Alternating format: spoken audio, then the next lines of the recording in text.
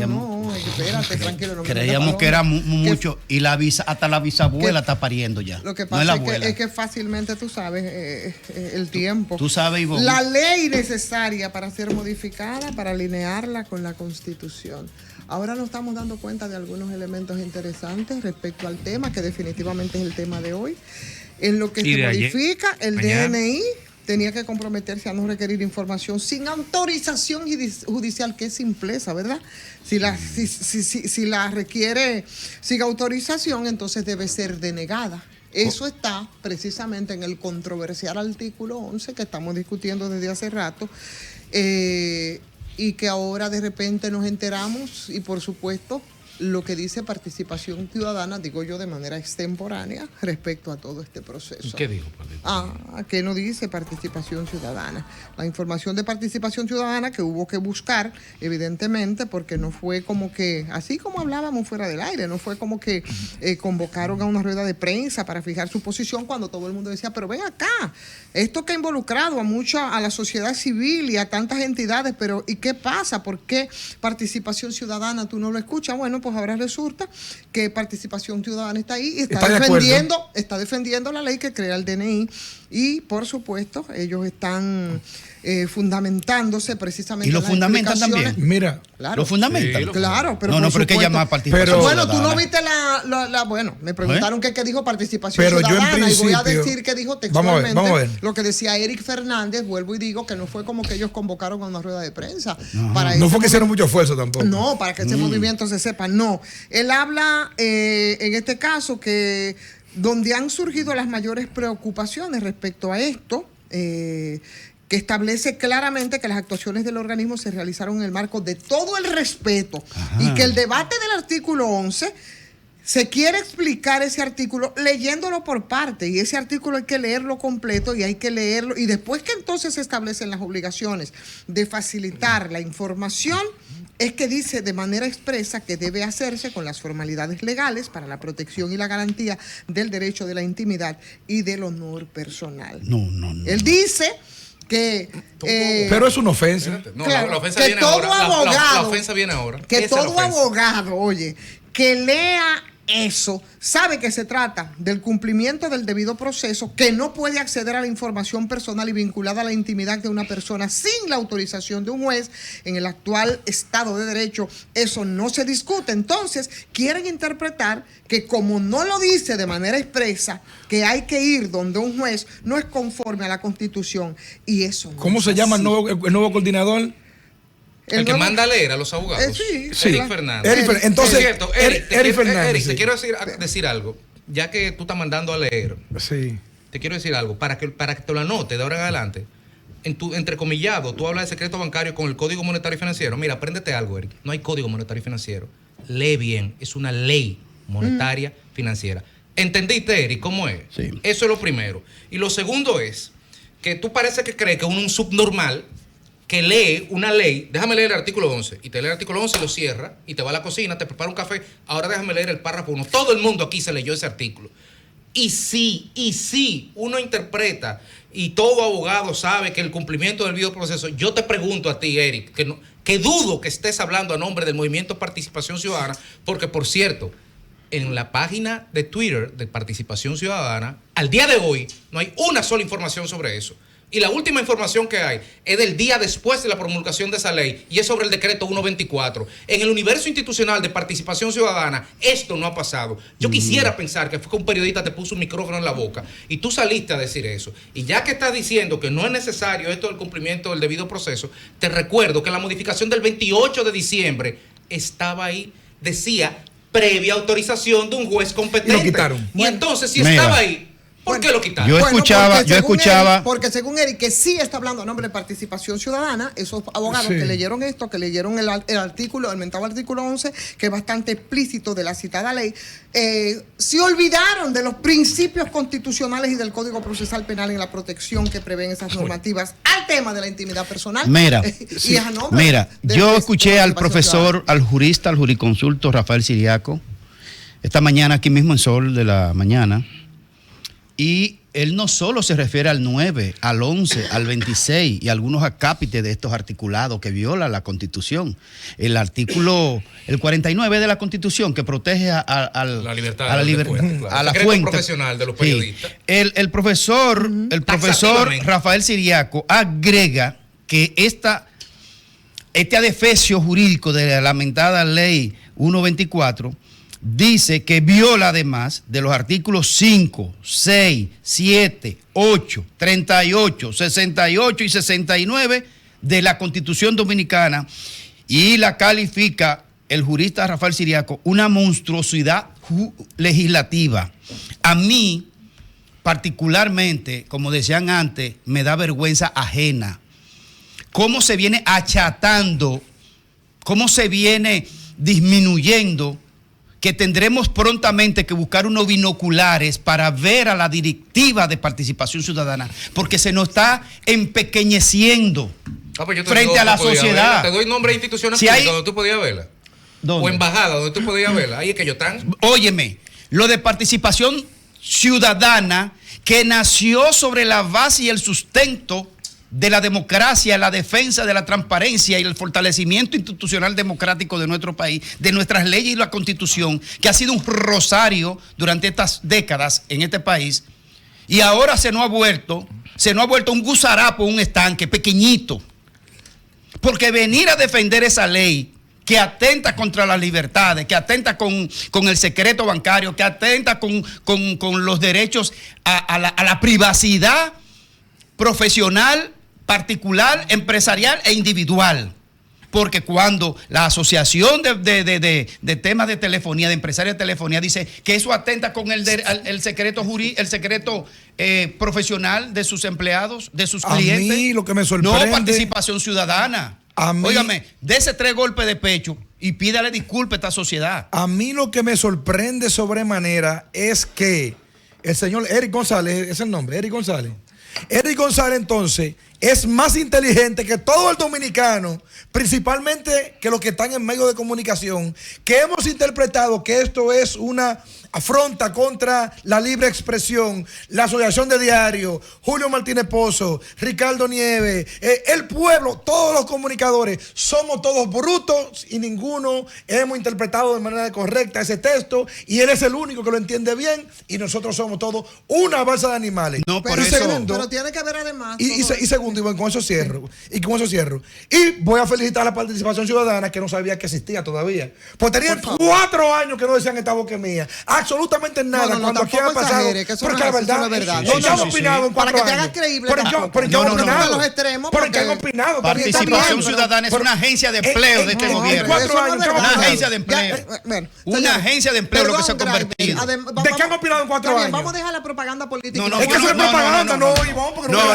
Eso es propaganda política. 34 casos de corrupción sin opinar. Y esa es su especialidad, la corrupción. Pero cálmate. Pero no digas propagandista, Iván. No, Iván. Cuando estamos hablando de esto y lo estamos hablando en la dirección, yo creo que sí, ya vamos. Pero yo señalar que no hablan en 4 años no es señalamiento político. Es que es verdad. No, ¿De qué han opinado? Señalen ¿De qué? Bájale 2 pesos, mijo, porque para que no se vea como propaganda política. Entonces, bueno, pero señores. Están más pendientes del empleo. Vamos a hablar la entonces, semana pasada hablaron del decreto 124. pero ven acá. Por ejemplo.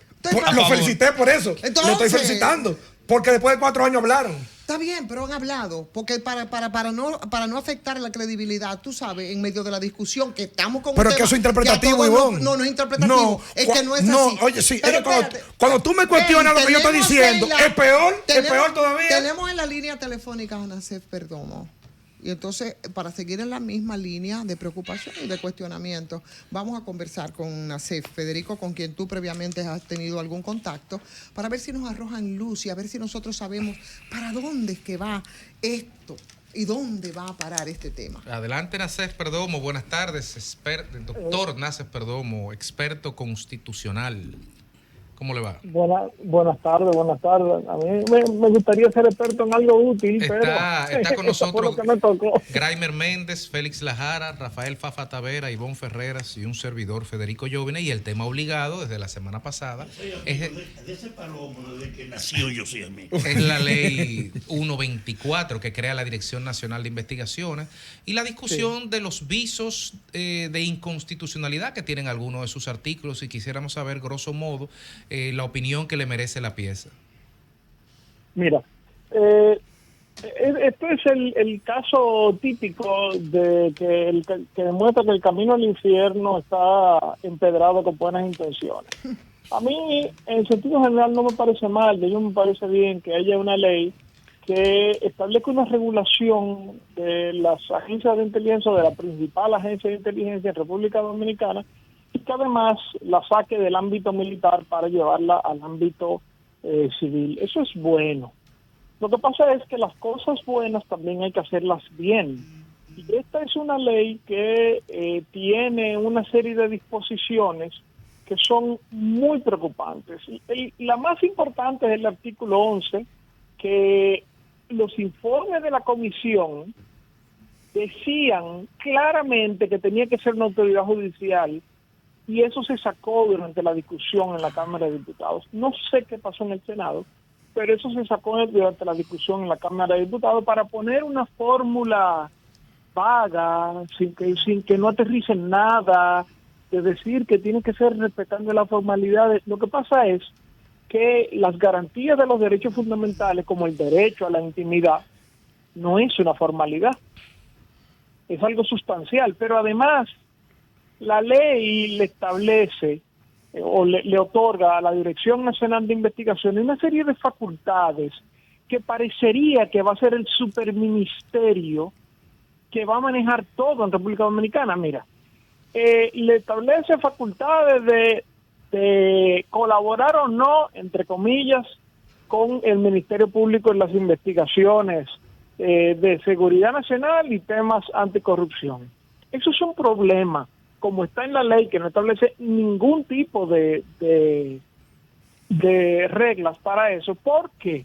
Bueno, porque la Dirección Nacional de Investigaciones no está sujeta, por lo menos no está sujeta claramente, a una serie de responsabilidades con los derechos de los ciudadanos, que sí lo está el Ministerio Público. Entonces el Ministerio Público pudiera usar la dirección para eludir, tener que ir a buscar órdenes judiciales y todo eso, y puede llevar esas cosas a los procesos penales. Eso no es bueno bajo ninguna circunstancia. ¿De acuerdo? Pero además, la Dirección Nacional de Investigaciones va a tener entre sus facultades decidir a quién le dan visa o no en este país. ¿Cómo? Es decir, ¿cómo? ¿por qué la agencia... Dale un poco para atrás, espera. un poquito para atrás. Explícanos bien eso. Nacés, por favor. Sí. En el artículo, te voy a decir, el artículo 9 que establece todas las facultades de la dirección, el numeral 9 dice lo siguiente: realizar las depuraciones de visas y permisos de extranjeros solicitados por el Ministerio del MIREX y la Dirección General de Migración. Es decir, que cualquier persona que no le quieran usar, que es verdad que la visa es facultativa, para entrar a República Dominicana, ellos tienen la facultad, si se lo pide incluso de manera general el MIREX o la Dirección de Migración, para ellos depurar a la gente, a los extranjeros que se les vaya a dar. Y no es que eso sea malo en sí, pero es que no hay controles. No, por DNI no tapa eso como quiera. No se establece procedimiento para nada, para el ejercicio de ninguna de las facultades de la DNI.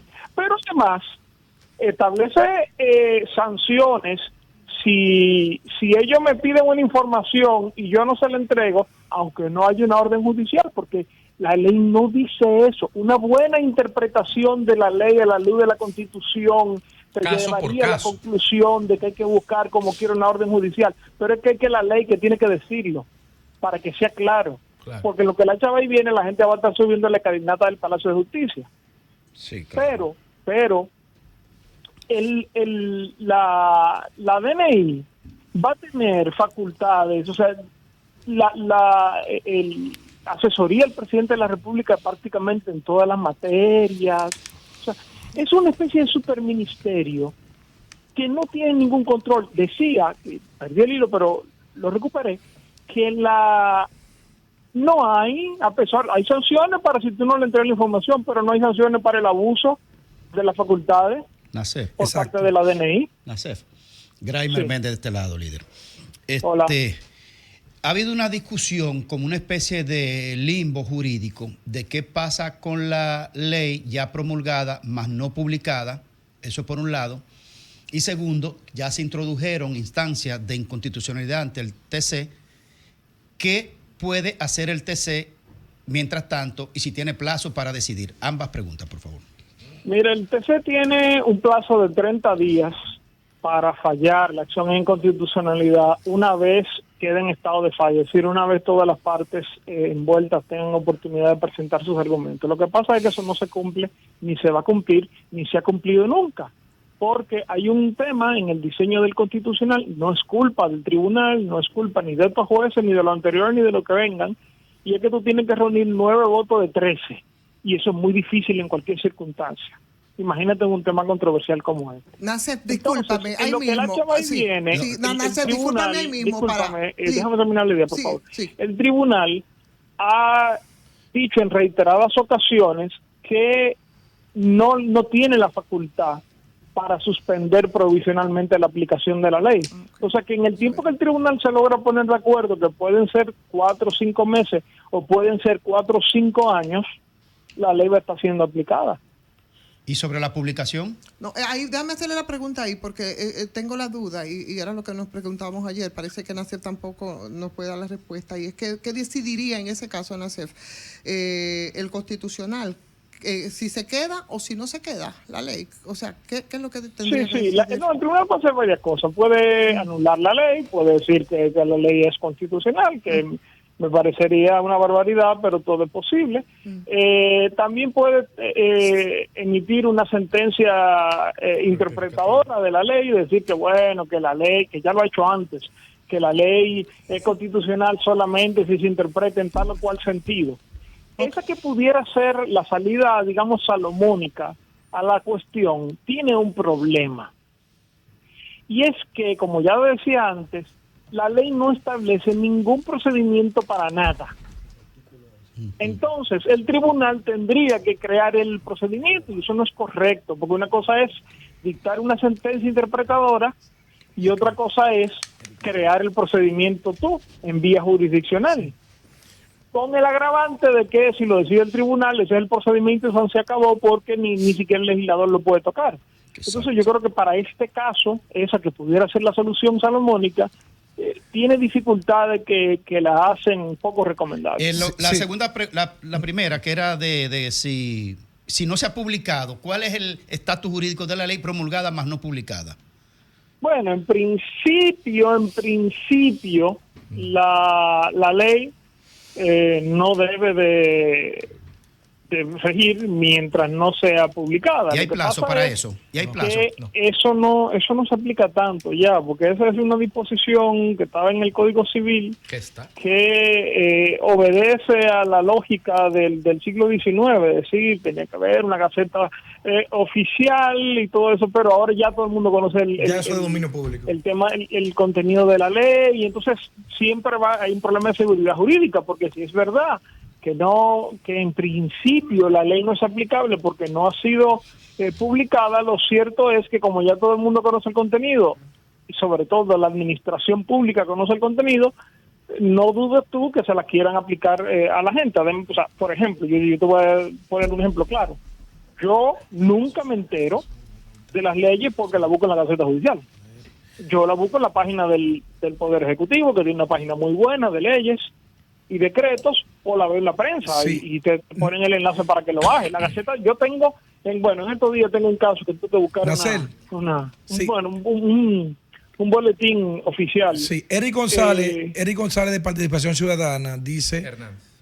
Eric Hernández, ¿verdad? Eric Hernández de Participación Ciudadana dice que el artículo número 11 de esta ley, donde explica todos los detalles, el punto de discusión de este tema de la ley 124, que cualquier abogado simple, con simplemente, valga la redundancia, leerlo, entiende rápido y que todo lo que está ahí está correcto. ¿Qué opinión te merece ese artículo y la interpretación de participación ciudadana?